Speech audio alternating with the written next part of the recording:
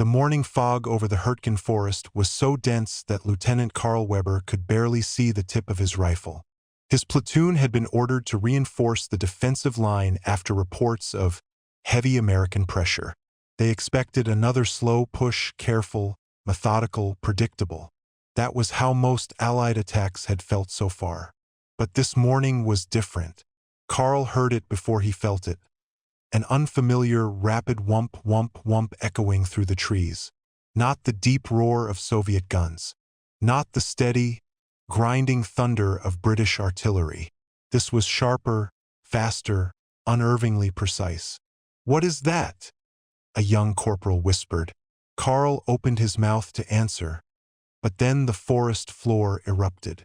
A shell landed exactly between two bunkers, as if someone had drawn a perfect map of their positions.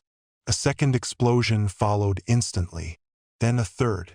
No ranging shots, no directions, just perfect accuracy, as if the Americans could see through the fog.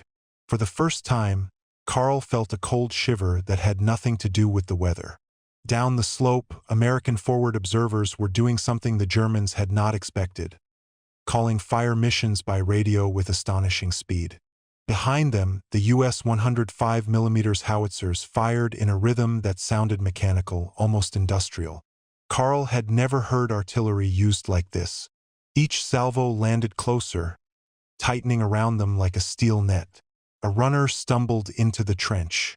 They hit the command post. Communication lines are gone. Karl glanced around. Branches hung shredded like paper. The air smelled of burned earth and cordite. Men who had survived countless Soviet barrages now looked pale, shocked. This was different. This was personal. Another blast slammed the ground. The pressure wave punched Karl in the chest. Dirt sprayed over them. Someone screamed for a medic. And then Karl realized something terrifying. The Americans weren't searching for targets. They already had them. Their fire was coordinated, fast, and terrifyingly accurate. Minutes later, an eerie silence fell. No Soviet battery had ever stopped so abruptly. No British gun line had ever hit so precisely and then vanished. "Are they done?" someone asked. But the silence itself was a trap. From the ridge came the distant rumble of American tanks moving forward, right on schedule. The artillery had not been meant to destroy the German line completely. It was meant to shock, to paralyze, to break the rhythm of defense. And it worked. Karl's platoon, dazed and half-deaf, could only fall back. As he retreated through the trees, Karl understood what veterans on the Western Front had whispered for months. The Americans don't fire the heaviest guns. They fire the smartest. For the first time, he feared U.S. artillery, not because of its size, but because of its speed, precision, and the cold efficiency of its timing. The shock factor had done its job, and the forest would never feel the same again. The snow-covered fields outside Bastogne were silent except for the distant hum of engines. Sergeant Daniel Foster, a forward observer with the 101st Airborne, wiped frost from his binoculars. His radio crackled with nervous whispers. German armor was moving again. In the Ardennes, every sound could mean trouble. At 7:12, he spotted the first dark shapes crawling out of the forest. Panthers. Not one, but a whole column. Daniel pressed his radio. "Steel Rain, this is Raven 2. I have armor in the open. Grid 47 to 19, line of march east to west. Request fire mission, priority 1. The reply came almost before he released the button. "Raven 2, Steel Rain. Fire mission locked.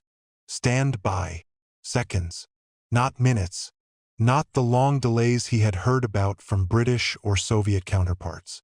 The U.S. system didn't wait for perfect alignment, didn't argue over who controlled which battery. Every gun in range could answer the call. Daniel took a breath, snow crunching under his boots as he moved behind a fallen tree. The German column pushed forward, engines growling low. The leading tank turned its turret, scanning for the Americans' defensive line. Then the radio barked. "Shot out." Daniel checked his watch. It had been 23 seconds since he called the fire mission. 23 seconds. Splash in 5. He braced himself. 5, 4, 3, 2. The first 105mm shell smashed into the lead Panther, blowing the engine deck apart. Before the echoes faded, 3 more detonations ripped through the convoy. U.S. artillery had fired with such speed and coordination that the German tankers didn't even have time to react. The column panicked. Crews stumbled from hatches, shouting orders drowned by the steady pulse of American guns. Trees split. Snow burst upward in white geysers. Daniel watched the impossible happen. The entire first company of tanks was immobilized in less than a minute. The Germans tried to raise smoke, but the U.S. fire direction centers recalculated instantly. New coordinates, new angles, new rounds already in the air. This wasn't just firepower. It was reaction speed as a weapon. One German officer would later write in his diary, "Their artillery does not fire, it strikes. Faster than we can prepare. Faster than we can believe." By 7:18, only 6 minutes after the first sighting, the battlefield had turned into a burning maze of shattered steel. Survivors fled back toward the tree line. The attack had collapsed before it even began. Daniel stood in the snow, radio still warm in his hand. He could hear the distant rumble of American trucks already bringing more shells forward. The system never slept. It never paused. It was a machine built on flexibility, something the Axis armies never understood until it was too late. Later, when the smoke lifted, the scene felt unreal. Dozens of destroyed vehicles, all stopped by artillery that had responded faster than anyone in the war. And Daniel knew the truth behind the victory. The Americans didn't need the biggest guns. They had something far more powerful: speed. The speed of destruction. The speed that decided battles before they even started. Corporal Heinrich Voss had survived North Africa, Sicily, and now found himself dug in on the outskirts of Cannes in 1944. He had seen every kind of Allied artillery, from the methodical British fire plans to the sudden American storms of steel. But nothing had prepared him for how different the two systems felt on the battlefield. That morning, British shells began to fall. They came exactly where expected, perfect lines walking forward with mathematical discipline. The ground shook in steady, predictable intervals. Heinrich's lieutenant shouted above the ringing in their ears, "British barrage! Stay down!" Same direction every time. The British were masters of precision. Every shot felt measured by a ruler. Their creeping barrages were deadly but also slow, almost ritualistic. German troops could sometimes guess when the fire would lift, giving them precious seconds to reposition. Heinrich had grown used to that rhythm. He hated it, but he understood it. But 2 days later, he experienced something entirely different. It was dusk when the first American patrol was spotted moving near the tree line. A messenger sprinted through the trenches, breathless. "Americans are flanking us!" The German commander barked orders, but before the message could travel down the line, an American forward observer, hidden somewhere the Germans never spotted, had already called in coordinates. Heinrich heard a soft whistle of radio static from across the field.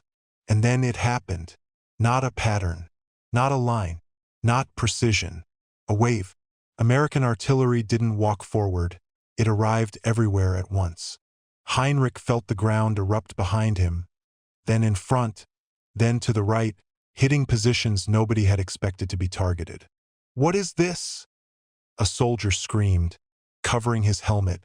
It was chaos, perfect chaos. The Americans didn't fire based on rigid fire plans. They fired based on opportunity. One observer could redirect an entire battery. A single infantry squad under pressure could summon artillery from multiple units as if pulling a lever. German officers later described it as fighting an enemy, with artillery attached to every man. Heinrich tried to crawl toward a foxhole, but the shelling shifted faster than his movement. Every time he thought he had found a safe angle, the explosions followed. It felt personal, as if the guns adjusted for him alone. This was the fear the Germans spoke of in letters and diaries, the unpredictability of American fire. British artillery was a hammer, effective, controlled, predictable. American artillery was a swarm, immediate, flexible, suffocating. The barrage lasted only 4 minutes. When it ended, the battlefield had changed completely. Communications wires were cut, machine gun nests torn apart, and the infantry pinned down so hard that counterattack was impossible. Heinrich, trembling, turned to the sergeant beside him. "The British fire to break your line," the sergeant muttered. "But the Americans, they fire to break your will." That night, Heinrich wrote in his diary, a diary later recovered from a captured position, "When the British attack, you fear the moment. When the Americans attack, you fear the seconds." And that was why German soldiers, from Normandy to the Ardennes, spoke with a different tone when discussing Allied firepower. British precision killed men, but American flexibility hunted them. The frozen fields outside Vitebsk were unnervingly quiet when Feldwebel Otto Kramer lifted his binoculars. Snow-covered birch trees stretched like ghosts across the horizon. His breath hung in the air, and every German soldier around him felt the same tension, an instinct born from years on the Eastern Front. Something was coming. At first, Otto heard it more than he felt it. A distant rumble, rolling like thunder trapped beneath the earth. A veteran beside him whispered, "Artillery, Soviet, big one." Within seconds, the ground began to tremble. The Red Army had not yet appeared, but their artillery always arrived first. Then, as if someone had flipped a switch, the sky opened. A barrage so massive that it didn't fall in patterns, it fell like weather. Shells crashed down in a roaring curtain of explosions. Entire sections of the forest vanished into clouds of snow, dirt, and fire. Otto pressed himself into the trench as the first shockwave slammed into him. This was Soviet massed fire, the Stalin's thunder, the hammer that destroyed everything simply by existing. The Soviet strategy was simple. If you can't hit every target precisely, then drown all targets at once. 1,000 guns firing simultaneously, often without exact coordinates, created destruction on an industrial scale. German positions weren't targeted individually, they were swallowed. Otto tried to shout at the radio operator, but he couldn't hear his own voice. The explosions came in waves, rolling forward like an ocean tide. Anything above ground was shredded instantly. A machine gun position to Otto's right disappeared under a direct hit. Another was buried by a collapsing trench wall. But for all its power, the pattern was unmistakable. The shells always came in predictable pulses. Deep preparation barrages, timed concentrations, and sweeping bombardments that moved like a giant, mechanical fist. Otto, like most Eastern Front veterans, could sense when the fire would shift. "Hold!" he yelled to his men. "Their infantry will come when the fire lifts." Right on cue, after 20 minutes, the bombardment began to pull forward, dragging its destruction ahead of the Soviet advance. The Germans knew this method well, and they also knew its flaw. The Soviets could not redirect their artillery quickly. If German troops survived the initial storm and relocated even 50 meters, they might escape the worst of the next wave. Otto's unit scrambled sideways through communication trenches, moving just far enough to slip out of the predicted patterns. The next series of detonations hit where they should have been, shaking the snow from the pine branches in a violent cascade. The Red Army infantry appeared moments later, thick lines of soldiers in padded winter coats advancing through the smoke. Their attack was brave, relentless, and fueled by a wall of artillery that still echoed in the distance. But Otto and his surviving men held on. Not because the Soviet fire was weak, far from it, but because they had learned its rhythm. That night, Otto wrote in his journal, a weary, snow-stained entry. "The Soviets strike like a factory machine, terrifying in power, but built on repetition." He knew the next day would bring another barrage, Another wall of explosions, another attempt to crush everything in front of it. But he also knew something else. Soviet artillery could devastate an army, but it rarely surprised one. The rain-soaked hills outside St. Lo were dark when the first American artillery strike began. Lieutenant Karl Brenner, exhausted and mud-covered, crouched beside a shattered hedgerow. For days, his unit had been pushed back step by step. But nothing, not even the fiercest infantry assault, frightened his men like the sound that was now building in the distance. A deep, rolling thunder, steady, rising, unmistakable. "American guns," Karl whispered. "They've found us again." Unlike British slow, methodical barrages, unlike Soviet tidal waves of massed fire, the Americans struck with terrifying speed and precision. A single forward observer hidden in a barn or hedgerow could call down hell in less than 2 minutes. Karl had seen it happen too many times. Tonight would be no different. Suddenly the sky erupted. Shells crashed around the German positions with mathematical accuracy. Each explosion was not random, it was placed, calculated, adjusted. Karl could hear the pattern. 2 shots to bracket the target, a correction, then a full battery firing for effect. Within moments, the quiet hedgerow became a furnace of flame, earth, and splintered wood. "Where are they even firing from?" one soldier screamed. Karl had no answer. American artillery seemed to come from everywhere at once. Their logistics were unmatched. Ammunition flowed like water, guns operated around the clock, and crews fired with a rhythm that felt machine-like. Every time the Germans tried to regroup, another salvo landed. Every time they dug in, coordinates shifted and fresh fire followed. For the first time in the war, Karl felt something rare among officers of the Wehrmacht.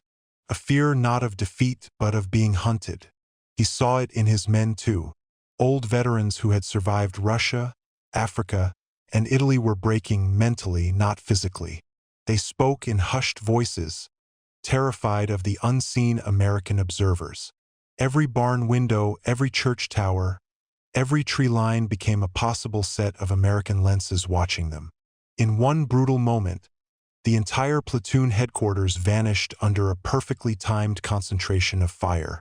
It was so swift, so exact, that Karl couldn't even find recognizable remains.